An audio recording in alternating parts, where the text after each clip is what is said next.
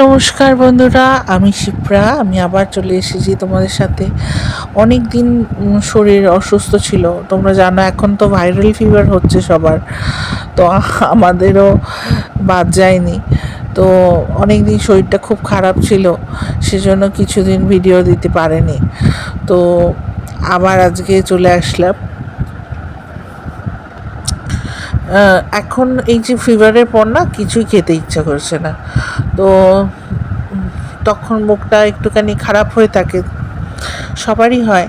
তো এইরকম কোনো একটা রেসিপি করলে না ভাত খাওয়া যায়। তো রবিবার দিন, তোমরা জানো আমরা সপ্তাহের বাজার করি, রবিবার দিন এই মাছগুলো কেনা হয়েছিল। তো কিনে পরিষ্কার করে জল দিয়ে ধুয়ে ভালো করে আমরা ডিপ ফ্রিজে রেখে দিয়েছিলাম। আজকে বুধবার, আজকে বের করে রান্না করা হচ্ছে। তো অবভিয়াসলি এটা মানে শক্ত হয়ে গেছে। তো এই বরফটা ছাড়ানোর জন্য আমি অনেকক্ষণ জলে ভিজিয়ে রেখেছিলাম। তো আমার এই যে পুরনো কড়াই আবার বের করে নিয়েছি, কারণ এটা স্টিলের কড়াই ভালো হবে না, এই ধরনের কড়াইয়েই ভালো হয় আর কি এটা রান্নাটা। তো পেঁয়াজ রসুন দেওয়া হলো, দিয়ে একটু ভাজা ভাজা হবে। আর এটা দেখো, নতুন একটা গ্রেটার কিনেছি, কিন্তু আমার এটা স্যাটিসফাইং হচ্ছে না। গ্রেটারটা দিয়ে না মানে খুব একটা ভালো কাজ পাচ্ছি না আমি। তো যাই হোক, যতটুকু হয়েছে সেটুকুই দিলাম, এই কোচানো। কিন্তু আমার মনে হয় এই গ্রেটারটাও খুব একটা কাজের নয়। তো যাই হোক, আর বাদবাকি আমি কিছুটা মিক্সিতে পেস্ট করেও দেবো। এই কুচানোটা দেওয়া মানে মুখে পড়লে ভালো লাগবে। তার সঙ্গে কিছুটা আলু দিলে একটুখানি মানে টেস্টটা ভালো হয়। তো আলু দিয়ে আর পেঁয়াজ রসুনটা ভালো করে লাল লাল করে আগে ভেজে দিই। তারপর এই ভাজার পর ভালো করে বেশি করে লঙ্কা, মানে মুখে তো রুচি নেই, এই জন্য লঙ্কাটা অনেকটা বেশি দিতে হবে যাতে মুখে রুচিটা ফিরে আসে। তো এই যে হলুদ দিয়ে এবার লাল লাল করে ভাজবো এইগুলো। ভেজে এই যে দেখো কতটা লঙ্কার গুঁড়ো দিলাম, লাল লঙ্কার গুঁড়ো। আসলে এটা আমাদের বাড়ির সবারই ফেভারিট ডিশ। তো এই এক পদের রান্না হলে আমরা মোটামুটি সুন্দরভাবে খেয়ে নিতে পারবো একতাল ভাত। তো আর কিচ্ছুর দরকার হবে না আমাদের বাড়িতে। তো লঙ্কাটায় বেশি করে কাঁচা লঙ্কা আমি মোটামুটি 16-17খানা দিয়েছি।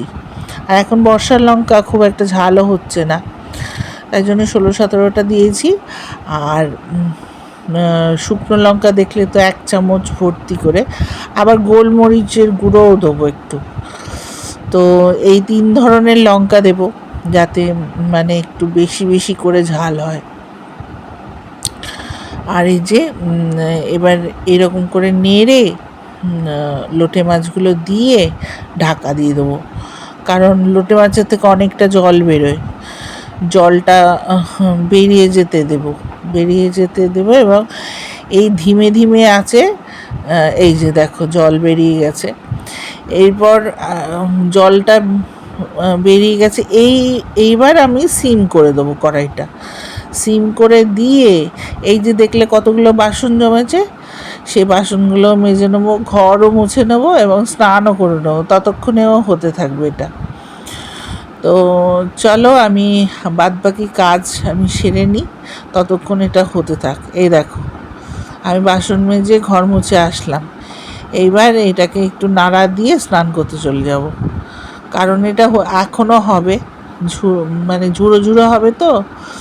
আর এটা যেহেতু সিমে করা, গায়ে লাগবে না, মানে একদম সিমে করা। দেখো তো চলো আজকের জন্য এখানেই। এই দেখো ঘর মুছে বাসন মেজে নিয়েছি আমরা, এরপর স্নান করতে চলে যাচ্ছি। ভিডিওটা ভালো লাগলে লাইক কমেন্ট করো।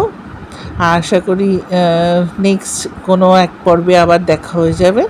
ততক্ষণের জন্য টাটা।